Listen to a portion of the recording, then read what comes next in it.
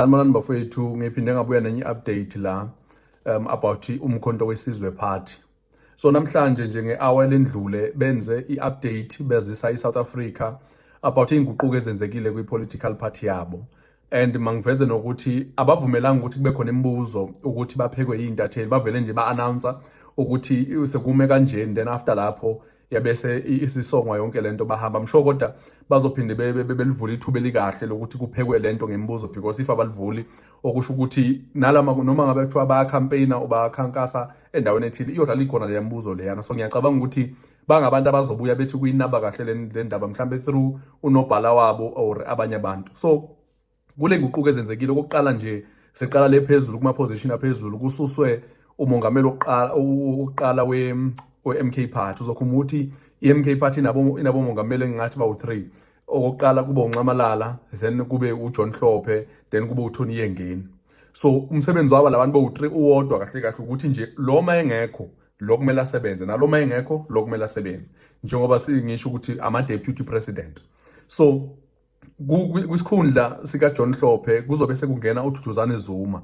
And ngiyacabanga ukuthi into kaDuduzane Zuma iy'ntatheli ney'ndaba bazofuna ukuhlala kuyo kakhulu, beyekeze lezi ezinye iy'nguquko ezenzekile, because uzokhumbula ukuthi uDuduzane Zuma uyingane kaNcamalala. So bazovela ngelithi mhlampe into yefamily le, kodwa iqiniso is that akuyona ifamily yokuqala ukuthi ifakane kwinto eyenziwe yifamily. Uma ukhumbula uzokhumbula ukuthi ifamily yakwaSisulu ikhona kwipolitiki, ifamily yakwaMandela ikhona kwipolitiki, nje lamafamily amakhulu wonke lawa akhona kwipolitiki. As much as ingeke ifane ncamashi with into enziwe i-MK, but ukujoyina i-political party eyodwa niyifamily akuyona into entsha la South Africa. Mhlawumbe kushayo ukuthi umongameli wesibili or oqala, I mean deputy president, abe kanti uzalwa upresident.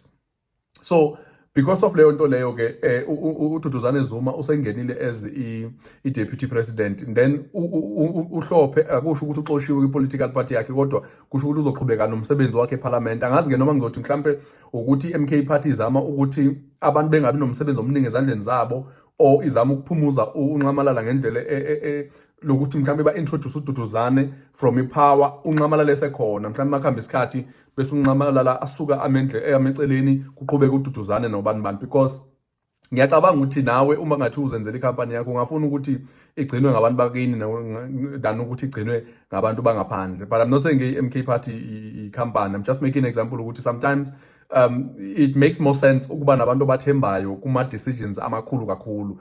Ngikwenzele nje example, if ungabheka nje amakhampani amaningi esinawo la South Africa, uyuthola ukuthi abantu abaningi la, especially le genge emhlophe, uyuthola ukuthi igenge eningi iyazalana, omunye usibalo omunye yinini, bese kuba yithi lapha phansi thina esingazalana esize ngani. So I'm not saying kodwa ngiyakhondona or angikhondoni. So omunye ke u-deputy president wesibili kuzoba uThoni Yengeni. uThoni Yengeni ke nekudale lapha na kulesikhundla, so okwakhe ukuncedisa uDuduzane, njengoba uDuduzane encedisa upresident uNcamalala, so uThoni Yengeni uzoncedisa yena uDuduzane now that enguye upresident wesibili. Uzokhumbula iqala uThoni Yengeni bekancedisa uJohn Hlophe. So into ebalulekile ngoThoni Yengeni is that ungumuntu one-experience. Uzokhumbula ukuthi kudala abakhona ku-MK ngesasikhathi somkhonto wesizwe nje kuphela, ngakabe umkhonto wesizwe party, and futhi na ku-ANC kudala khona. So unayo experience yokuthi ezinye izinto zenzeka kanjani. So ngiyacabanga ukuthi in a way uDuduzane uzoba umuntu ozizwa efudumele, because kunoNcamalala ngapha, kunoThoni Yengeni ngapha. Then omunye umuntu engibane esusiwe uNathi Nhleko. Uzomkhumbula uNathi Nhleko ngesikhathi sese-ANC waye uminister of amaphoyisa kudala. So but la ku-MK ke bebemnika isikhundla sokuthi abe u-national chairperson. Wenza nje umsebenzi wokuba u-chairperson lesiwaziyo nathi sonke, ukuthi ube u-chairperson kuma-meetings nakuphi. Naye bekenza lowo msebenzi but nationally, ewenza kuma-branch onke we-MK Party, ekwenzeni sure ukuthi i-MK Party iyafunctiona, i-MK Party iyawahlala ama-meetings and ahlalwa ngendlela e-right. So naye usephumile, kwafakwa ubhuti ubaba ekuthiwa uReverend uMxolisi phakathi. Ngiyacabanga ukuthi ungumfundisi or something. So yena uzoqhubeka enza umsebenzi wakhe ufana nokaNathi Nhleko, kodwa kwamanje ukuthi nje kungena yena. I'm not sure ukuthi kuningi engikwaziyo yini ngaye, because anginayo information etheni ngaye. Mhlambe ke bazama uku-introduce igazi elisha so that nabantu babe nethemba uma bebona ubuso busha. We don't know, mhlambe there's something MK party ayiplenayo, because I think for MK party lama elections abaluleke kakhulu than for abanye abantu indlela abaphusha ngayo. And we have to admit ukuthi sometimes ukufuna into ukwenza ukuthi uhlale uzinuka amakhwapha almost every time. So asazi noma i-MK izinuka amakhwapha mayenza kanje okwenzakala. Then uNomsa Dlamini naye ususiwe as u-deputy secretary we-MK party. So uyena ke beka umuntu oncedisana noNomvalo ekutheni ukuthi i-organization irun. Uzokhumbula ukuthi kunenye ivideo engingayenza la bengi-explaina khona ukuthi uNomvalo wenza umsebenzi onjani. So ukususwa kwakhe kufakwe uLindiwe Mtshali as umuntu ozophinda aqhubeke nokuncedisa usibonelo Nomvalo. Naye kuzawenza sure ukuthi amakomiti ahamba kahle nokuthi i-administration ye-political party yabo i-right kakhulu. Then kwabese kufakwa ubaba uWillis Mchunu kule team i-MK party yayi-creator ekuthiwa i-Presidency Collective. So as much as a leader yakwaZulu Natal, but ujoyina le team because le team lena yi-team e-advisor uNcamalala ekuthenini i-movement ihamba kanjani. So njoba kungena ubaba uWillis Mchunu, kune team ekade ikhandwe emalangeni ambalwa, I think amaviki or if inyanga if angikhumbuli kahle, engangayichaza ngathi i-strategic presidential team. Le ukuthi basebenza uku-advisor upresident ngawo yonke into, i-direction ekumele beyithathe as i-political party. But ke manje na isi-dissolve, that means isimisiwe yabhidlizwa, okusho ukuthi ngeke isaba khona. Uzokhumbula ukuthi lena ke i-team ekade abantu nje abalapha ku-MK abane-experience ekade bencedisa ekuthenini mabaplan ukuthi MK ihamba kanjani, idila kanjani ney'nkinga ezithile, nokuthi ama-organization ama-branch MK party amuva kanjani, nokupreparisha for ama-elections isikhathi sisekhona. So ukudissolve kwayo kusho ukuthi i-MK party kungenzeka ukuthi inesinye strategy esibetha ecabanga ukuthi sindlula lesi esokuthi kube khona le strategic presidential team.